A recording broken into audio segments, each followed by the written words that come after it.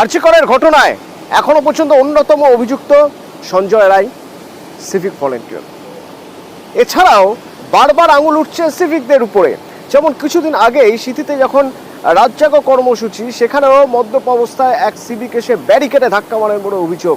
পুলিশে বারবার করে বিভিন্ন মহল থেকে নাগরিক সমাজ এবং অন্যান্যরা তারা বলে আসছেন বা অভিযোগ করে আসছেন সিভিকের বিরুদ্ধে। তো এবার সিভিকদের শৃঙ্খলার পাঠ পড়ানোর প্রক্রিয়া শুরু করতে চাইছে সরকার। আমার সঙ্গে সোমরাজ রয়েছেন প্রতিনিধি, সরাসরি সোমরাজ বলতে পারবেন। সোমরাজ, ক্লাস নেওয়া হবে সিভিকদের, কিভাবে ক্লাস নেওয়া হবে?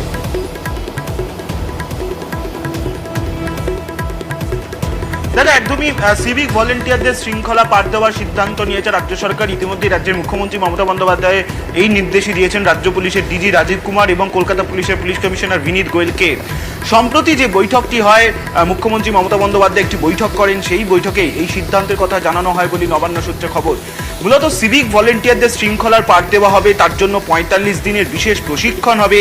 এই প্রশিক্ষণ কে দেবে, কিভাবে দেবে, সেটার জন্য ইতিমধ্যে রূপরেখা তৈরি করার কথা বলা হয়েছে রাজ্য পুলিশের ডিজিকে বলেই সূত্র মারফত আমরা জানতে পারছি।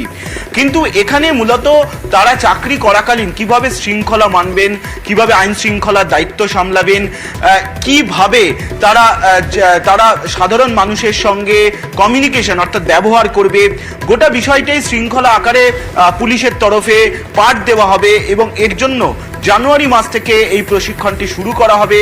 কিভাবে গোটা প্রশিক্ষণটি চলবে, কারণ কলকাতা পুলিশের অধীনেও সিভিক ভলেন্টিয়ার রয়েছে, রাজ্য পুলিশের বিভিন্ন যে পুলিশ জেলা রয়েছে সেই পুলিশ জেলাগুলির এসপিদের অধীনেও রয়েছে সিভিক ভলেন্টিয়ার। তাই গোটা রাজ্য জুড়ে এবং কলকাতা জুড়ে কিভাবে সিভিক ভলেন্টিয়ারদের এই পাঠশালা হবে তা নিয়ে রূপরেখা তৈরি করার কথা বলা হয়েছে বলে সূত্র মারফত জানা যাচ্ছে। কিন্তু সিভিক ভলেন্টিয়ারদের এই শৃঙ্খলায় বিশেষ করে গুরুত্ব দিতে হবে, তেমনটাই মুখ্যমন্ত্রী নির্দেশ দিয়েছেন বলে সূত্র মারফত জানা যাচ্ছে। এবং সেই মোতাবেক জানুয়ারি মাস থেকে এই প্রশিক্ষণ শুরু করার কথা ভাবছে রাজ্য সরকার। ধন্যবাদ।